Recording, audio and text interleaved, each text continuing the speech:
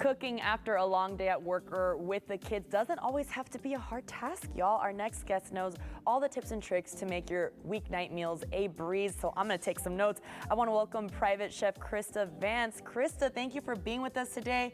You know what, we're gonna focus on chicken and all the sides that can go with it, which to me, I always find chicken turns out a little dry. What am I doing wrong? Well, you need to brine your chicken first. It's just you can do a basic, simple salt and water brine and just leave it in there a minimum 8 hours. Really? Yes. Now I know, mind blown. Okay, but you have several options for us, and we're gonna start with the spaghetti squash and chicken Alfredo. But it's like healthy. It is. This is a very low carb meal, and you know, especially it's summer, it's hot, you don't want a big heavy meal. So, and this, I have diabetes, so I'm always looking for ways to cut carbs but not taste. Okay. So spaghetti squash, a lot of people will call me and I don't even know what this is. So I have some here. You just cut it in half, scoop all the seeds out, and you can roast it in the oven, but that takes too long. Less time for that. Wrap it in plastic, microwave it.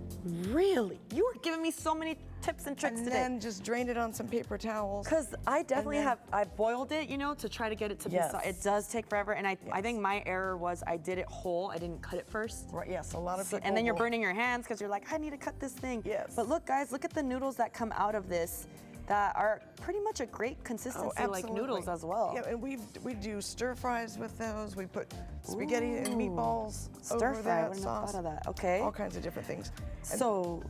And then today we're going to consecrate kind of chicken. And so brining the chicken first. Yes. We have our chicken. It's brined. This is already brined and it's already lightly oiled. Do you want to put the oil on first? Okay. Because otherwise, if you put the seasoning on and put the oil on, all the seasonings are going to come off. Good call. So kind of oil the chicken a little bit. We just use really good quality olive oil. Great. And then this is our house seasoning. Ooh, let me smell that. You don't have to keep getting all the spices out. So put it all on the. Just kind of sprinkle it. And you want to, we'll season one side, and then I'll show you a little trick once you get that all done. And then this is just a garlic, salt with a little bit of Italian seasoning. So you can mix seasonings. Oh, absolutely. We do a spice blending class, which is really, really popular. Okay, so you teach classes as well. We do, yes. This is great. Okay.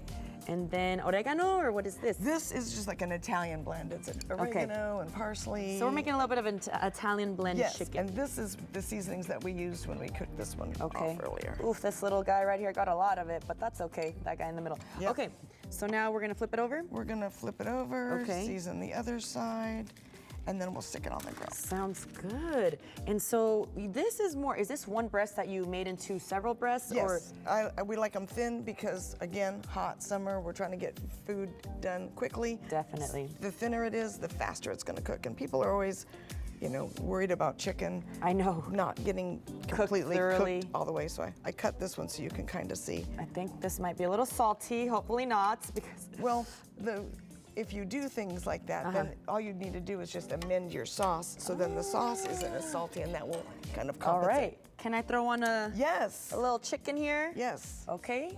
Let's do it, y'all. Ooh, yeah, I'll do both of them. So a lot of people are afraid of cast iron because they say it sticks.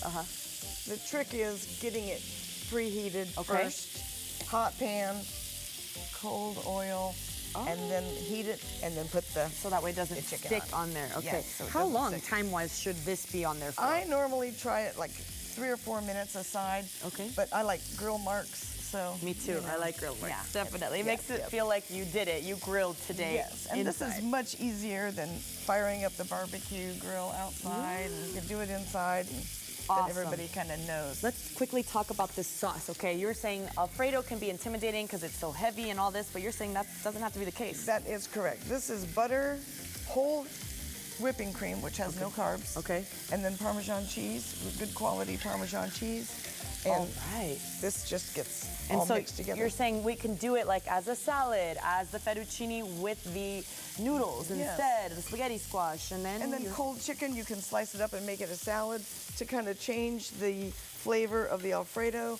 You can add some pesto and then some pureed tomatoes and just kind of make the flavor. And this goes good on fish, shrimp, chicken, vegetables. Well, we love it, Krista, and I know you added a little sprinkle there for Sprinkle Day, so thank you so much for being with us. How can people reach out to you and take your classes? They can follow us on Facebook and call me at 422-7026. Well, you gave me so many tips. I want to go home and cook chicken tonight because now I know what to do.